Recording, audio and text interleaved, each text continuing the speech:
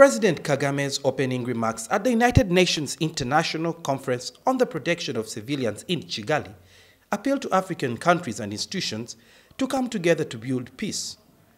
President Kagame also condemned the international community for walking away from the 1994 Rwanda genocide, but was quick to add that the country's experience should serve as a lesson and motivation for Rwanda and other countries to build peace. As for Rwanda, the international community's decision to walk away from the genocide in progress in 1994 was not only a disgrace, but a disaster that had to be reckoned with. President Kagame also said that when it comes to UN peacekeeping missions, the primary emphasis should be on ensuring the safety of civilians ahead of any other role. The new norm of a responsibility to protect is the outcome of this soul searching, putting civilians at the top of the agenda. UN resident coordinator Lamine Mane commended Rwanda for offering troops for peacekeeping missions in Sudan's Darfur region and in South Sudan. The UN has known a number of cases of peacekeepers who have lost their lives while protecting civilians from harm.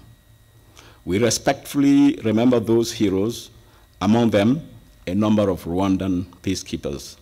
The Ugandan ambassador to Rwanda, Richard Kabonero, says that both countries have relied on each other when it comes to peace-building missions. This week we have our senior police officers who are participating in disaster preparedness with the Rwanda police force. We've had about 15 senior police officers who completed this exercise yesterday. It was called a command post exercise called Save Life. And so with coordination, because threats in the region are transboundary, and therefore the coordination between our two countries is critical.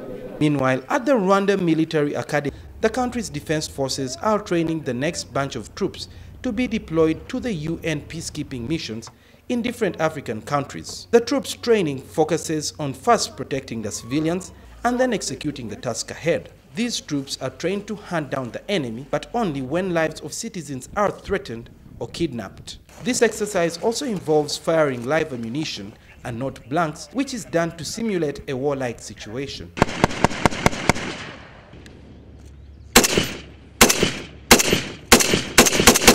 Missions similar to what we have just seen in this drill, soldiers are required to maintain a high level of discipline and put life first ahead of any other humanitarian cause.